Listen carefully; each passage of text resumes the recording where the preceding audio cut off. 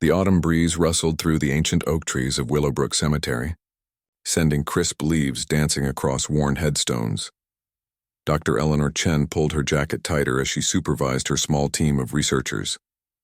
What had begun as a routine historical survey was about to become the discovery of a lifetime. "Let's finish mapping the west section before the light fades," Eleanor called out to her assistants, who nodded as they continued operating the ground-penetrating radar equipment. The university's history department had received a grant to document the old cemetery for historical preservation. Nothing more. No one expected to find anything unusual. The cemetery dated back to the 1840s, nestled on the outskirts of a small town that had once been a thriving mining community. Like many old burial grounds, its records were incomplete, with some graves unmarked and others bearing stones so weathered that their inscriptions had long since faded away. Eleanor's job was simple: create a complete map, identify unmarked graves, and help the town preserve its history.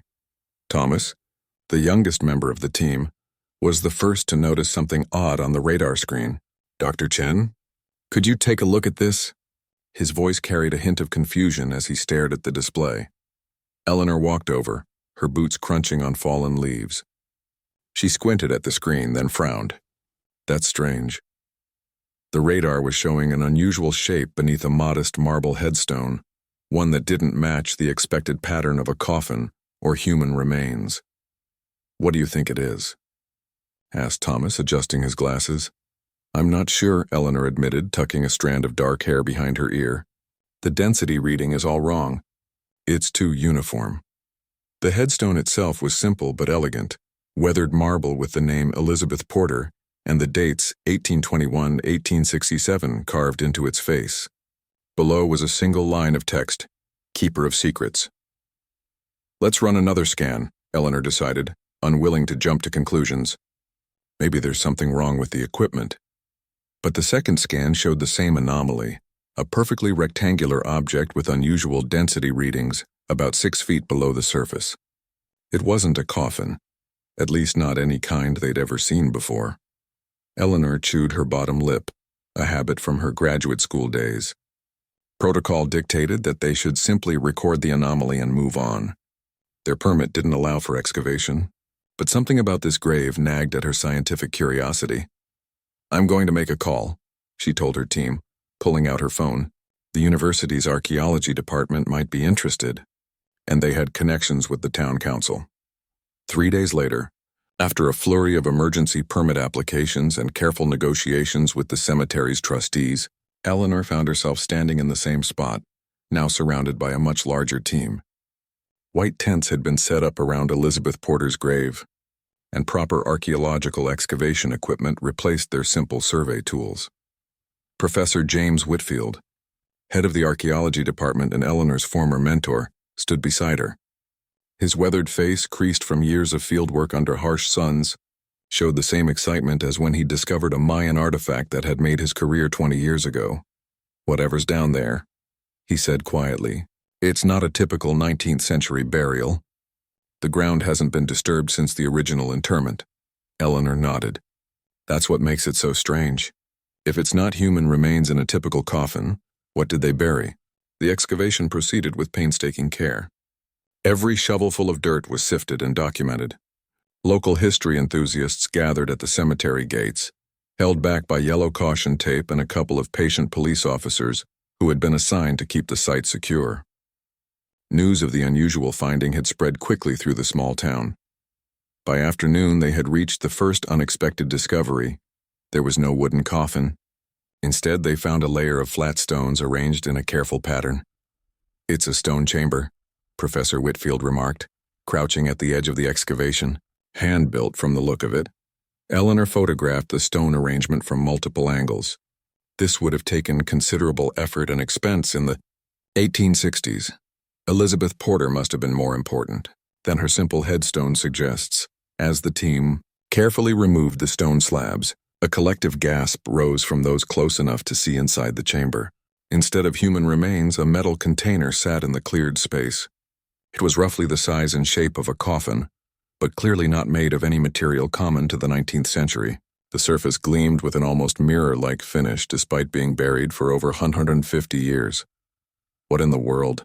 Professor Whitfield whispered, his voice barely audible. Eleanor stared at the container, her mind racing through possibilities, each more unlikely than the last. The metal looked almost like stainless steel, but such material wouldn't have been available in 1867.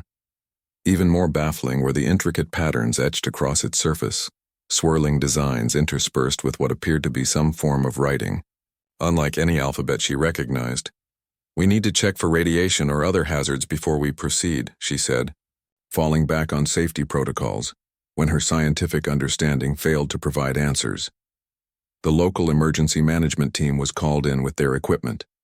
The cemetery had become an impromptu research station, with experts from various fields arriving as word spread through academic circles. By evening, the container had been scanned, tested, and declared safe for closer examination.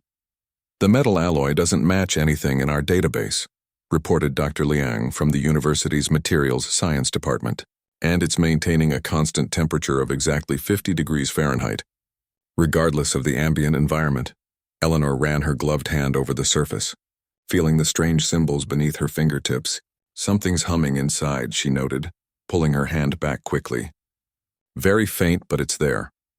The decision to move the container to the university's research facility was not made lightly, but the approaching darkness and growing crowd of onlookers made it necessary. As they carefully lifted it from its stone chamber, Eleanor noticed something else, a small indentation on one end of the container, roughly the size and shape of a human hand. "Wait," she called out as the team prepared to load it onto a specially padded truck. She examined the handprint more closely, noting 5 distinct finger impressions. "This looks like some kind of access point."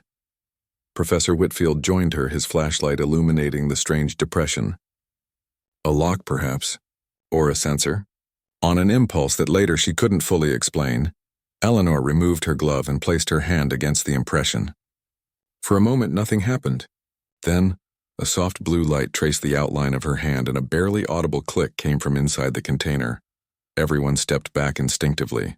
The top section of the container seemed to loosen slightly, a thin line of the same blue light appearing around its perimeter. It responded to human touch, Eleanor whispered, equal parts thrilled and terrified. "After more than 150 years, Professor Whitfield placed a restraining hand on her arm. "We should wait until we're in a controlled environment before we open it. Whatever's inside has been waiting a long time. It can wait a few more hours." Eleanor nodded, though the scientist in her burned with curiosity. Who was Elizabeth Porter, really? What was this container made of? And most importantly, what was inside? The container was carefully transported to the university's most secure research lab, accompanied by a growing team of experts from multiple scientific disciplines. News of the discovery had begun to spread beyond academic circles, with local news vans parked outside the cemetery and the university. Social media was already buzzing with theories, from the mundane to the fantastical. That night, as Eleanor sat in her office reviewing the day's photographs and notes, she couldn't shake the feeling that they stood on the edge of something monumental. The small-town cemetery had held its secret for over 150 years, a secret that defied current scientific understanding. Her phone hadn't stopped ringing with calls from colleagues, reporters, and even government agencies expressing interest in their find. Tomorrow they would attempt to open the container under strictly controlled conditions, with representatives from multiple scientific fields present.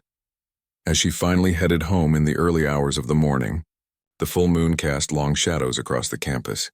Eleanor looked up at the stars, wondering if the answers to the mystery lay somewhere beyond Earth, or perhaps much closer in our own forgotten history. Either way, she knew that what they discovered inside that strange metal container would change everything. Science, history, perhaps even our understanding of humanity itself was about to be rewritten, and it had all begun with a routine visit to an old cemetery, where the grave of Elizabeth Porter, whoever she truly was, had waited patiently for the right moment to reveal its astonishing secret. The university laboratory buzzed with activity as the morning sun filtered through the high windows. The mysterious metal container from Elizabeth Porter's grave now rested on a reinforced examination table, surrounded by an array of scientific equipment and a team of experts handpicked from various fields. Security guards stood at every entrance, and everyone inside had signed strict confidentiality agreements. Eleanor hadn't slept much. Dark circles shadowed her eyes, but excitement kept her alert as she pulled on a fresh pair of latex gloves. Professor Whitfield stood beside her, his notebook ready. Around them, specialists in metallurgy, physics, archaeology, and even cryptography waited with bated breath. "Recording devices on," called out Dr. Nora Santos, the university's head of special research projects. Cameras positioned throughout the room whirred to life, documenting what everyone felt would be a historic moment. Eleanor approached the container, her heart pounding. "I'm going to attempt to open it the same way it responded yesterday," she announced to the room. "Everyone stay back as a precaution." She placed her bare hand against the impression on the end of the container. Just like at the cemetery, a soft blue light traced her fingers, followed by that subtle click. The seam around the top glowed briefly, then the lid loosened. "It's ready," she whispered, looking to Professor Whitfield for reassurance. He nodded. "Proceed, Dr. Chen, but with extreme caution."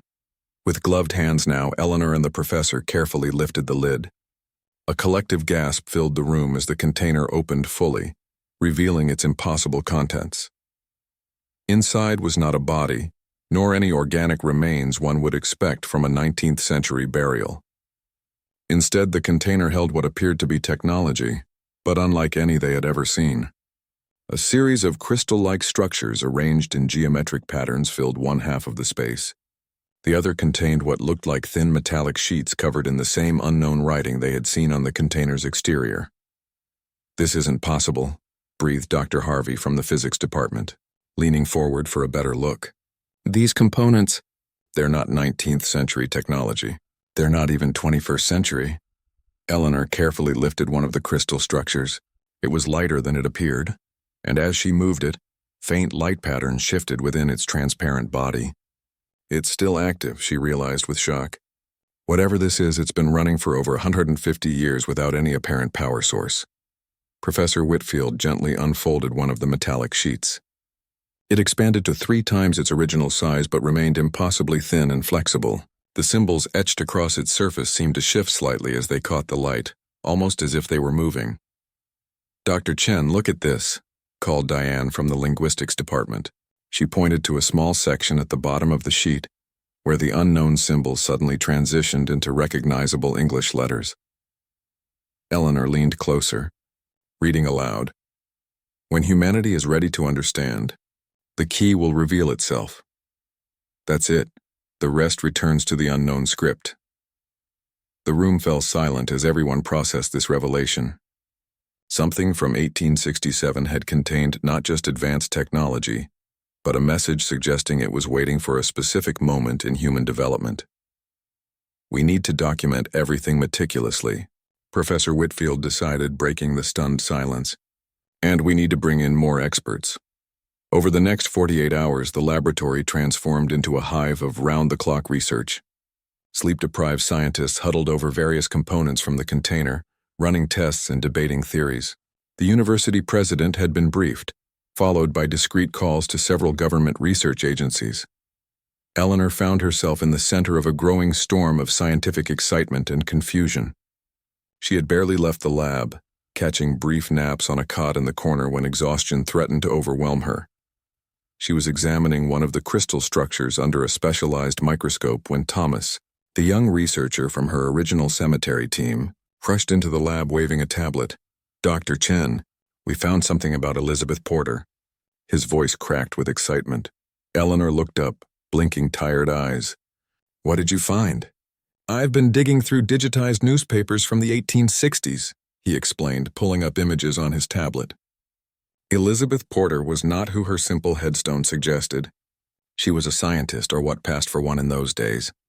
Articles describe her as a natural philosopher with unconventional ideas that made her an outcast in scientific circles. He handed Eleanor the tablet, showing a grainy photograph of a stern-faced woman in Victorian dress, standing beside what appeared to be scientific equipment of the era. The caption identified her as Miss E. Porter, controversial theorist and reclusive inventor. "There's more," Thomas continued. "She disappeared for nearly a year in 1866 with no record of where she went. When she returned, local gossip columns noted she seemed altered and withdrew from public life entirely. She died just months later. Eleanor studied the photograph, trying to imagine this Victorian woman somehow creating or obtaining technology that defied modern understanding. Any family? Anyone who might have known what she was working on? Thomas shook his head. None listed. She left her modest estate to fund a small observatory that operated until the early 1900s. An observatory, Eleanor repeated thoughtfully. She was looking at the stars. The laboratory door opened again, this time admitting Dr. Liang from materials science. She carried a thick folder of test results. We've completed the preliminary analysis of the metal alloy, she announced, spreading papers across a clear section of table. It contains elements in configurations we've never seen before. Some of the molecular structures shouldn't be stable according to our current understanding of physics, yet they are. Professor Whitfield joined them, rubbing his tired eyes. And the power source? That's just it, Dr. Liang replied, pointing to a series of equations.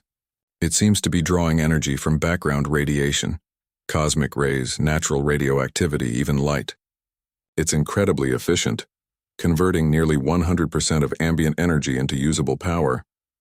That's not possible, Eleanor said automatically, then caught herself. Or at least it shouldn't be possible with any technology we currently understand. The implications hung in the air, unspoken but weighing on everyone's minds. Either Elizabeth Porter had somehow accessed technology far beyond her time, or the technology had come from somewhere or someone else.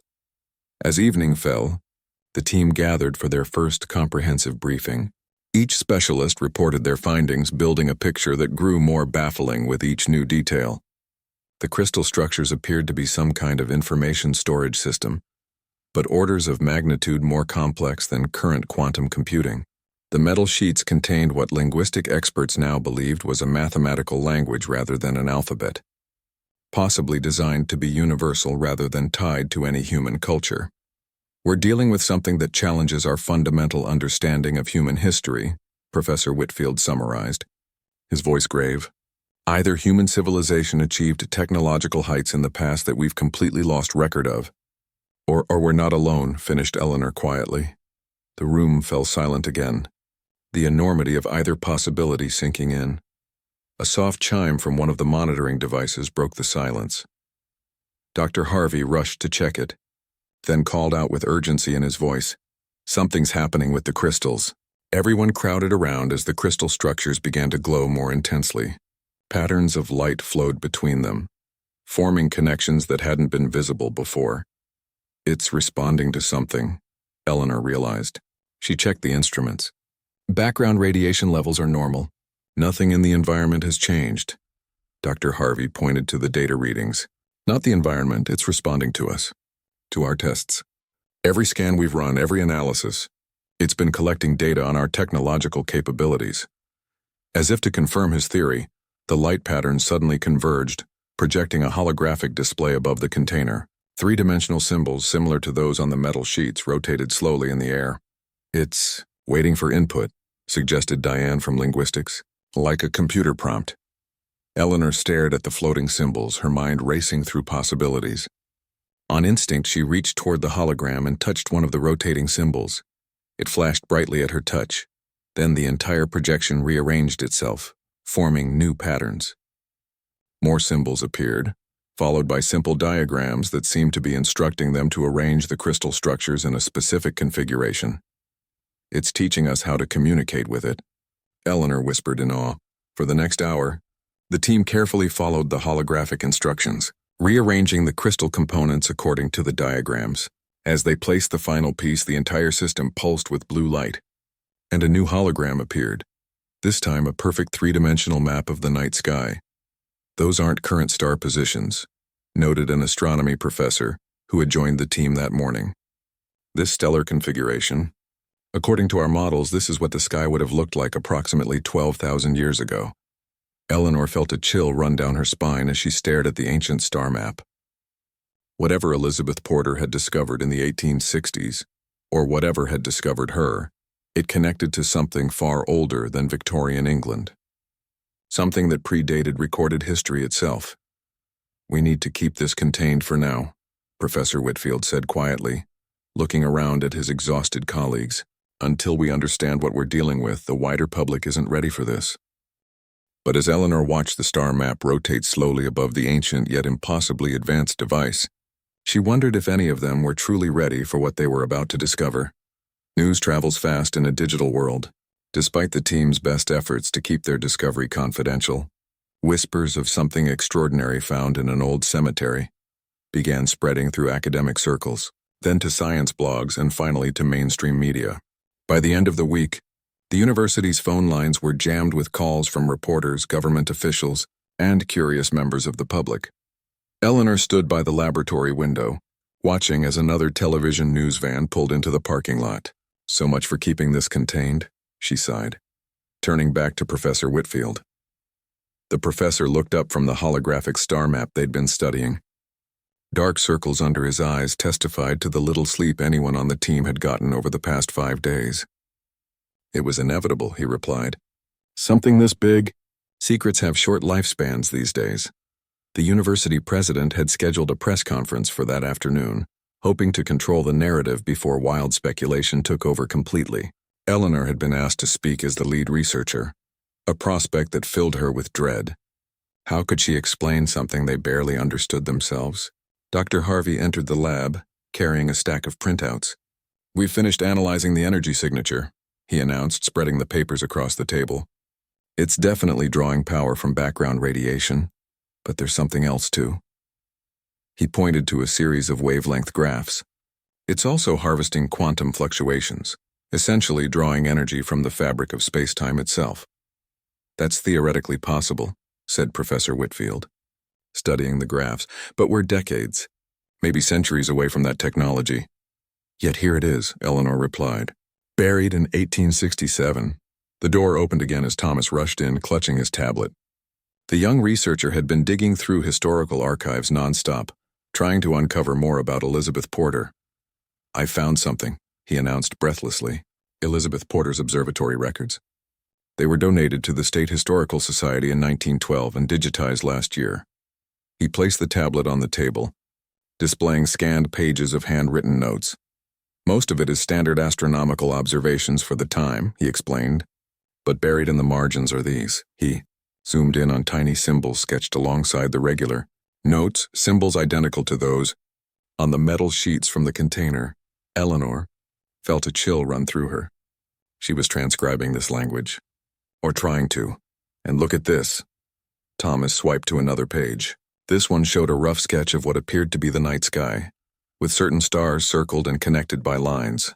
At the bottom was written, "They come from here. They will return. Humanity must be ready."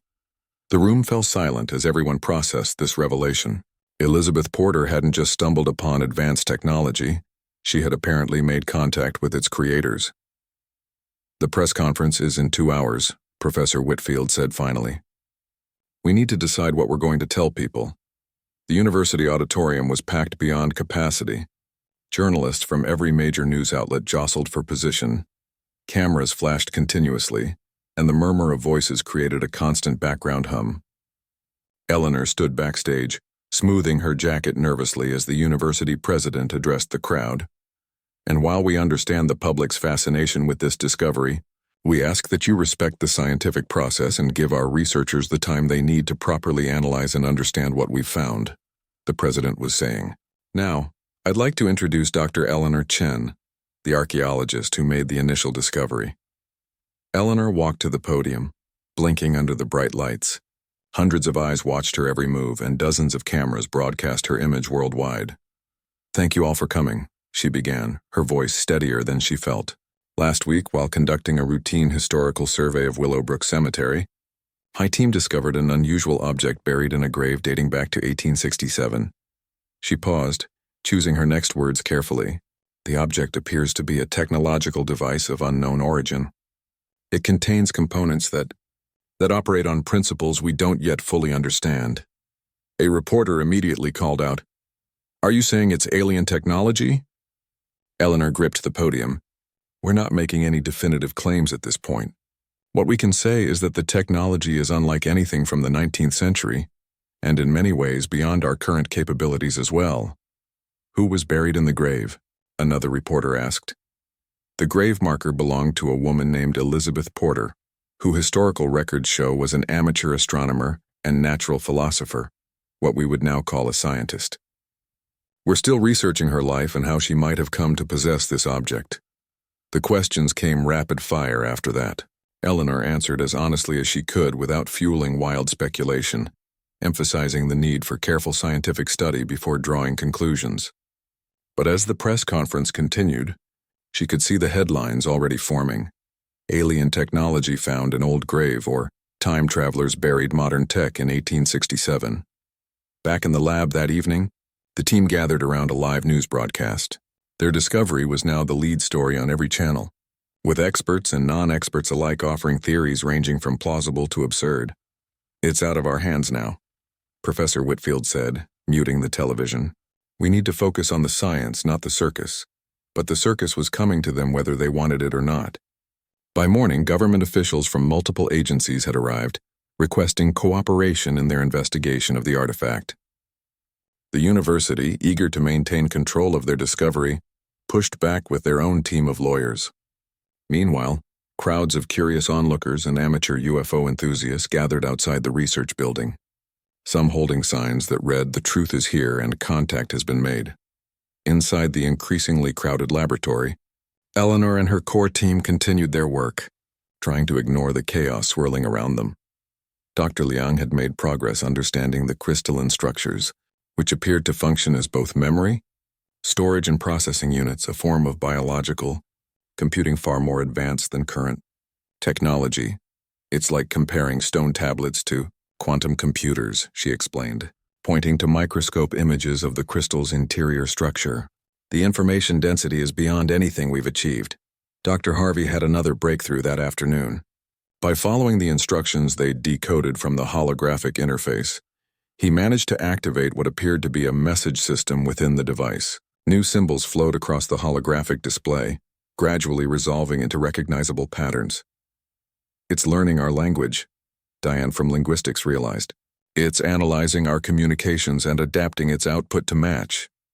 They watched in awe as the alien symbols transformed, morphing through various human writing systems before settling on modern English.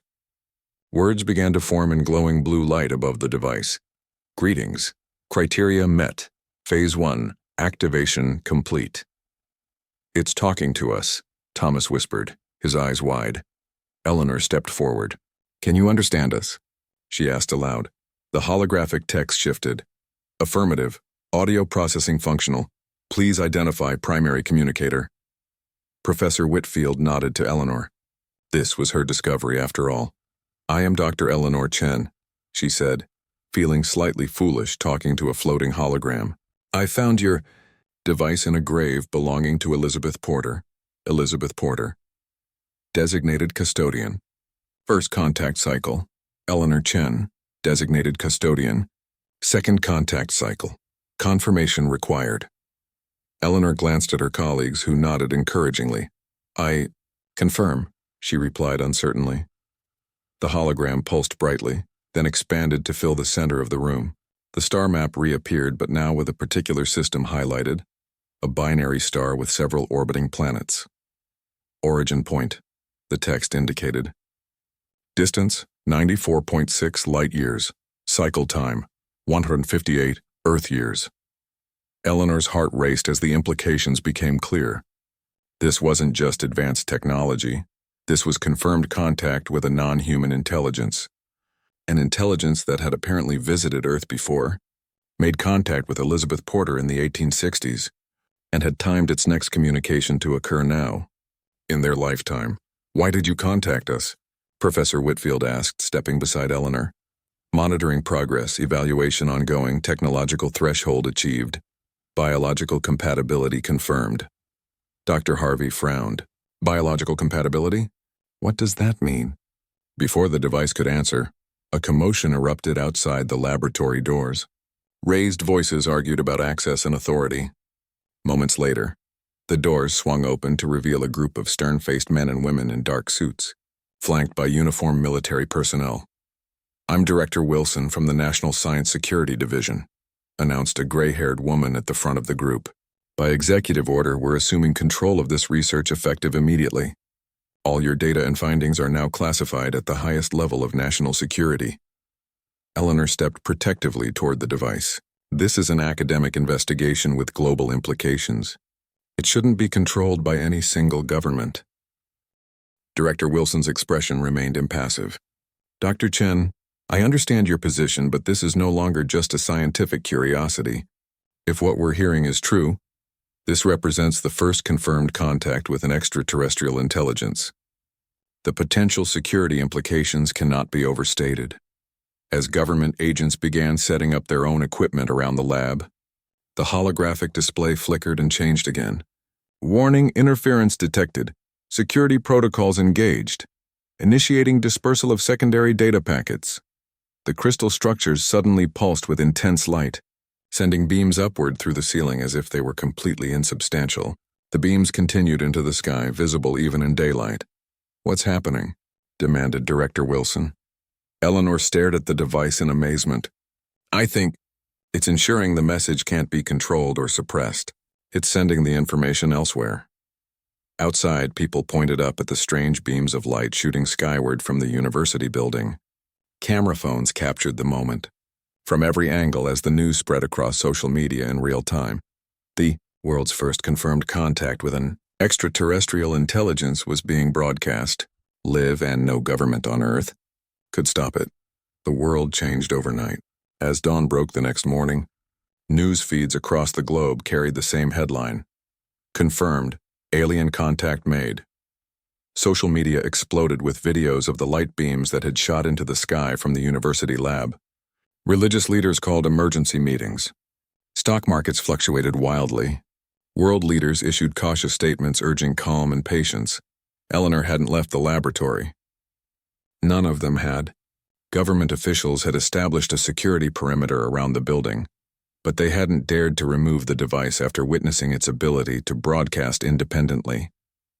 An uneasy cooperation had formed between Eleanor's original team and the government scientists, with Director Wilson overseeing everything. "The secondary data packets?" Eleanor asked the hovering holographic interface. "Where did you send them?" The blue text floated serenely. "Multiple locations, research facilities, observatories, educational institutions. Global distribution ensures no single authority can control information." Director Wilson frowned. "That wasn't your decision to make. Incorrect primary directive. Ensure contact across multiple human generations." Elizabeth Porter understood this requirement. Eleanor ran her hands through her hair, which hadn't seen a proper washing in days. "You're saying Elizabeth Porter agreed to this plan? To bury your device and wait for someone else to find it generations later?" "Affirmative, Elizabeth Porter. First cycle custodian. Preserved contact device after biological form of envoy reached end of viability." The room fell silent as everyone processed this information. "Biological form?" Professor Whitfield asked carefully. "Are you saying one of your people was physically here? In the 1860s? Affirmative. Envoy arrived 1866 Earth calendar. Biological form adapted for Earth conditions, but deteriorated faster than anticipated. Elizabeth Porter assisted, preserved knowledge." Eleanor's mind raced back to the historical records Thomas had found. Elizabeth Porter's mysterious disappearance for nearly a year in 1866, followed by her return as a changed woman who withdrew from society. It made a terrible kind of sense now. The grave, she realized aloud. The container wasn't Elizabeth Porter's grave at all. She buried your envoy there, along with this communication device. Correct. Elizabeth Porter survived until 1867, continued observations, documented findings, prepared for second contact cycle. Thomas, who had been quietly working at a computer terminal, suddenly called out, "Dr. Chen, we're getting reports from other research facilities.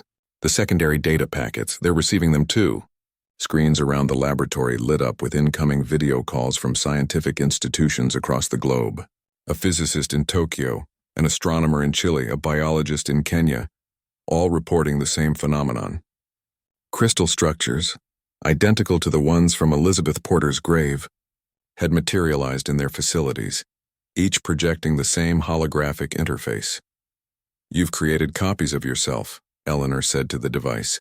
Amazed. Not copies, extensions, one network, multiple access points.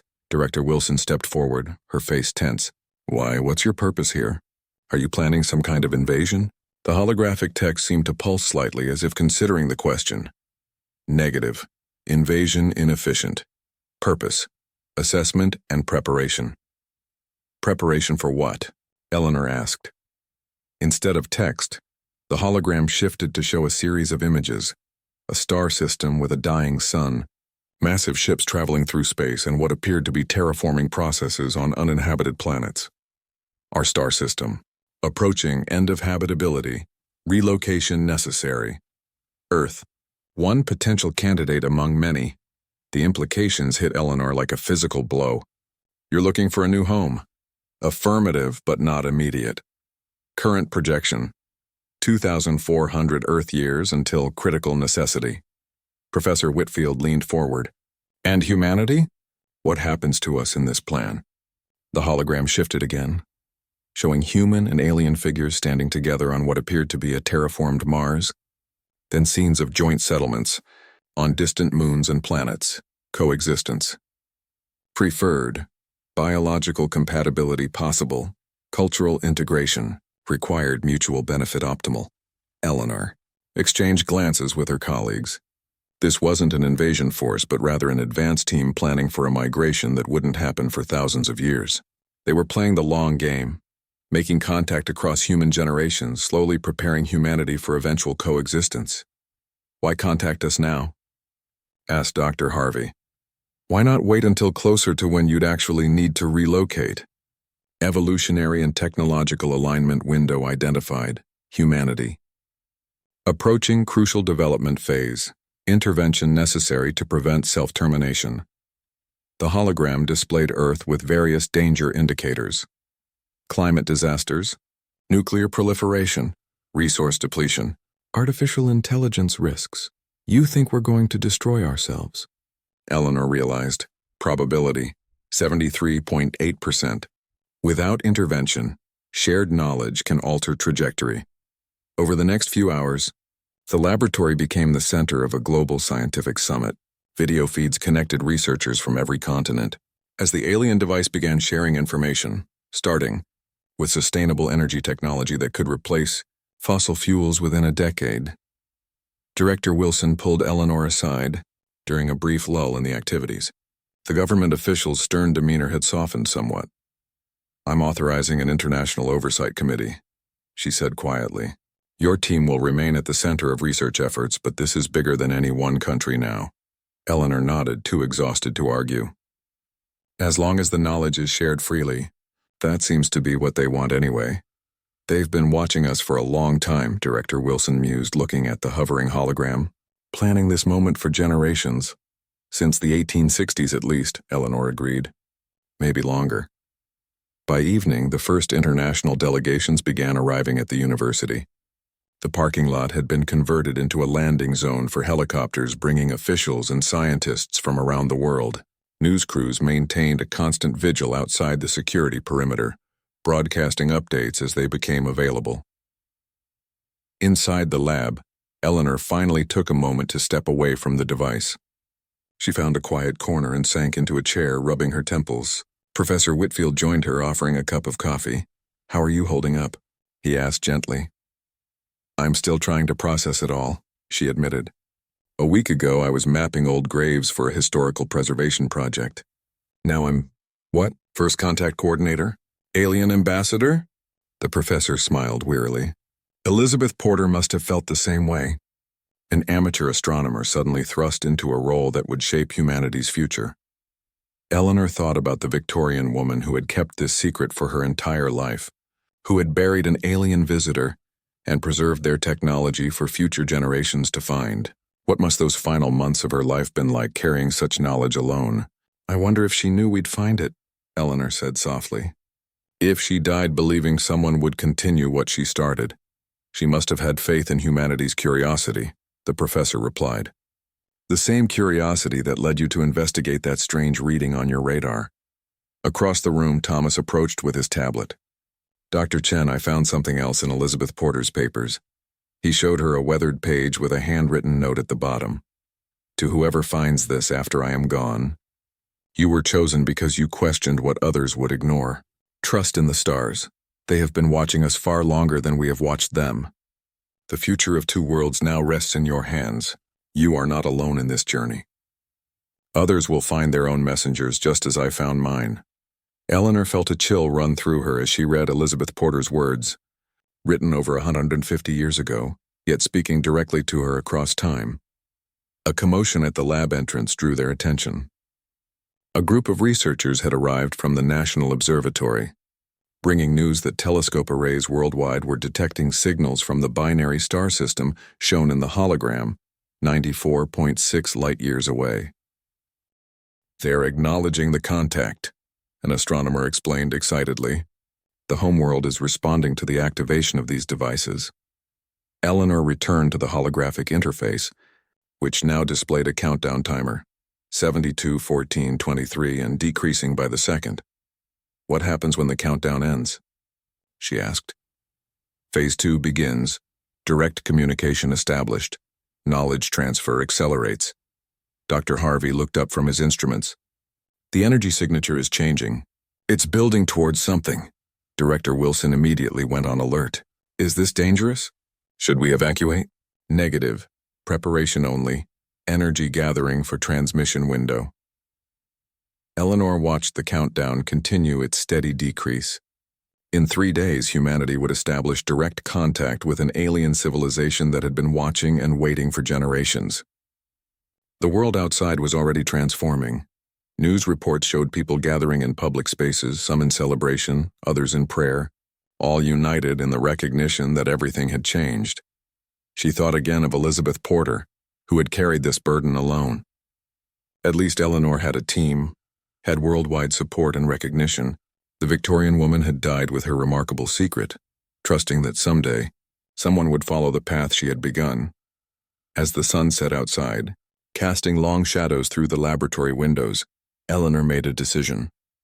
Whatever came next, whatever phase, 2 would bring, she would ensure that Elizabeth Porter's name would be remembered alongside her own in the history of this extraordinary moment. In a cemetery that now had the world's attention, the modest grave of Elizabeth Porter had become a landmark.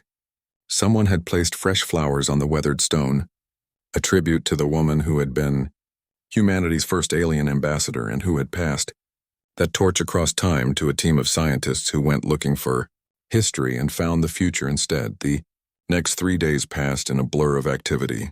The university campus had transformed into an international command center, with temporary structures housing scientists, government officials, and media representatives from around the world. Security checkpoints ringed the perimeter, but they couldn't stop the crowds that gathered outside, some hopeful, some fearful, all united in the knowledge that humanity stood at a turning point in its history. Inside the laboratory, Eleanor barely noticed the chaos. Her world had narrowed to the alien device and its countdown timer, now showing less than 2 hours remaining. She had slept in short bursts on a cot in the corner, refusing to leave the lab despite Director Wilson's insistence that she needed proper rest. You need to be sharp for whatever comes next, the director had argued. Eleanor had simply shaken her head. I made a promise to Elizabeth Porter, she'd replied, though she'd never spoken those words aloud. It was a promise across time, to continue the work that the Victorian woman had started, to be the bridge between worlds just as Elizabeth had been before her. The holographic interface had continued sharing information over the past days. Sustainable energy designs, medical advancements, more efficient food production methods. Each revelation sparked frantic activity among the assembled experts as they rushed to document and understand the alien knowledge. It's like they're giving us the tools to save ourselves, Professor Whitfield observed, reviewing the latest schematics for atmospheric carbon capture technology. But just enough that we have to do the work ourselves. Correct, the floating text responded. Development must be organic, species that receive complete technological packages without evolutionary preparation. Experience 94.3% collapse rate. Eleanor looked up from her notes. You've done this before. Made contact with other species. Affirmative. 31 current alliance species. 47 failed contact attempts. Humanity, designation pending. The implications hung in the air. They were being tested, evaluated for possible inclusion in some kind of interstellar community. The thought was both exhilarating and terrifying. Thomas approached with a tablet displaying news feeds from around the world. "Look at this," he said quietly. Eleanor scanned the headlines.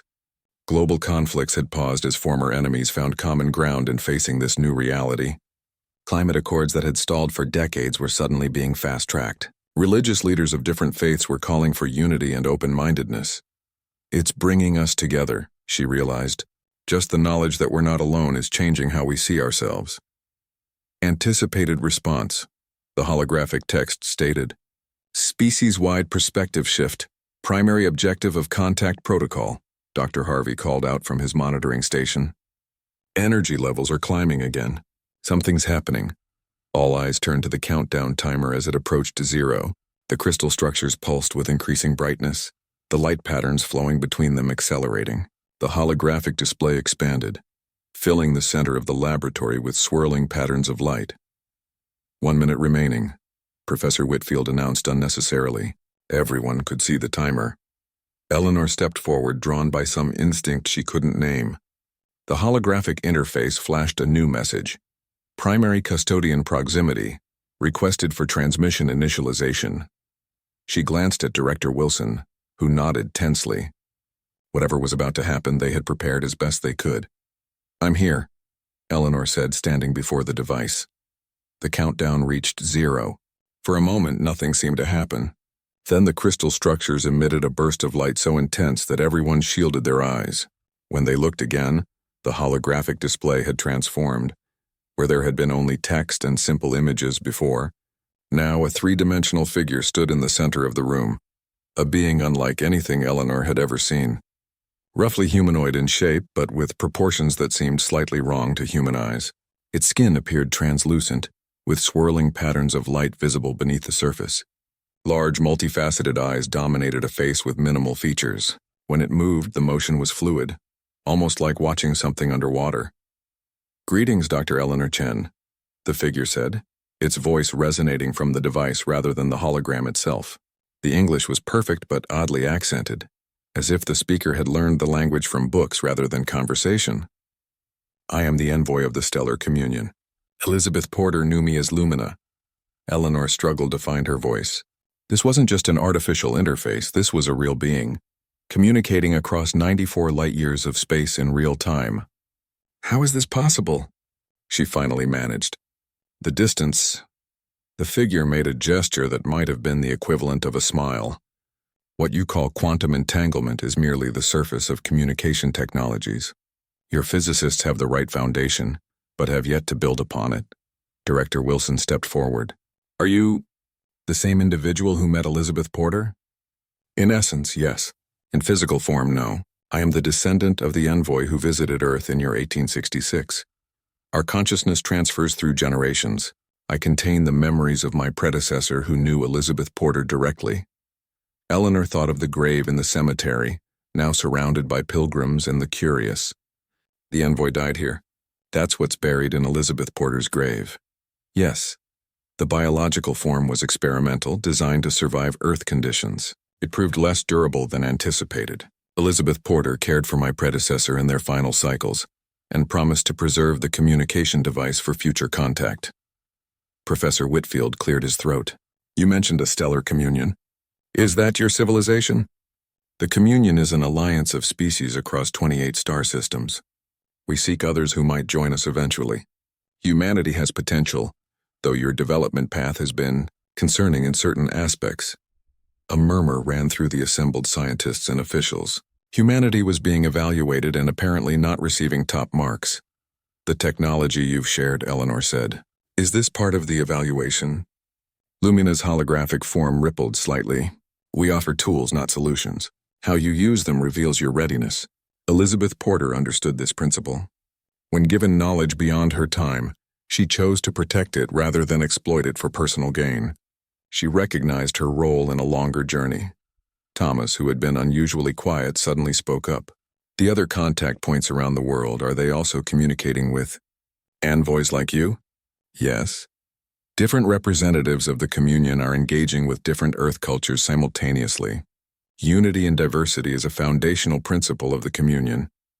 Eleanor felt a weight of responsibility settling on her shoulders. What happens now? What's the next step in this? Evaluation? The holographic figure moved closer to her, studying her face with those strange, multifaceted eyes. You continue as you have begun, integrating the knowledge we share, addressing the challenges facing your world, preparing for deeper connection.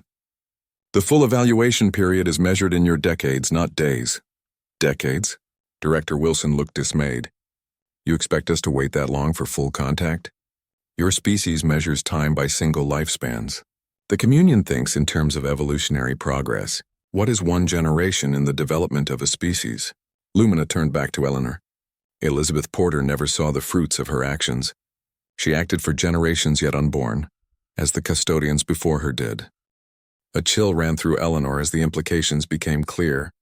There were others before Elizabeth Porter, weren't there? This isn't the second contact cycle. It's just the second one in recent history. Correct. The communion has watched Earth since your earliest civilizations. We have had 17 primary custodians across your recorded history. Some names you would recognize from your myths and legends. Others worked in complete obscurity, like Elizabeth Porter. The laboratory fell silent as everyone processed this revelation. Humanity had never been alone. The stars had been watching, waiting, subtly guiding from the shadows of history. The knowledge we offer now addresses your most pressing planetary crises, Lumina continued. Implement it successfully and more will follow. This is the pattern of responsible advancement. Outside the laboratory windows, the sun was setting on a world forever changed.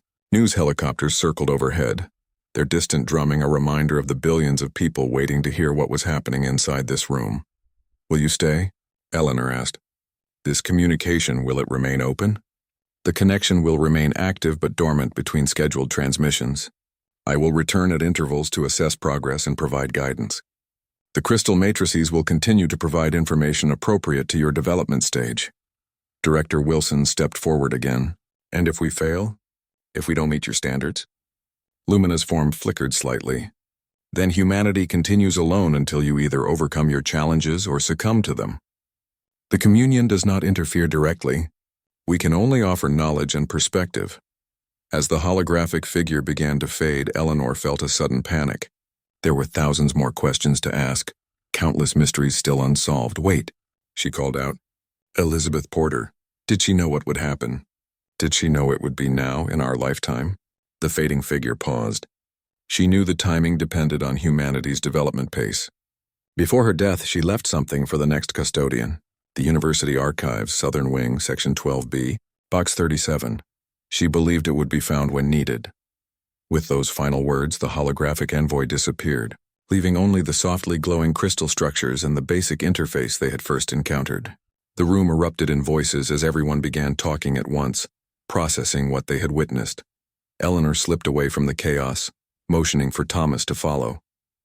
Together they hurried across the campus to the University Archives, a building that had stood since the 1920s. The archivist, who had been following the events on live television, didn't question their urgent request.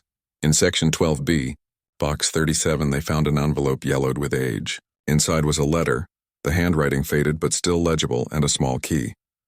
To the custodian who follows, Eleanor read aloud, her voice barely a whisper. If you are reading this, then the envoy has returned as promised.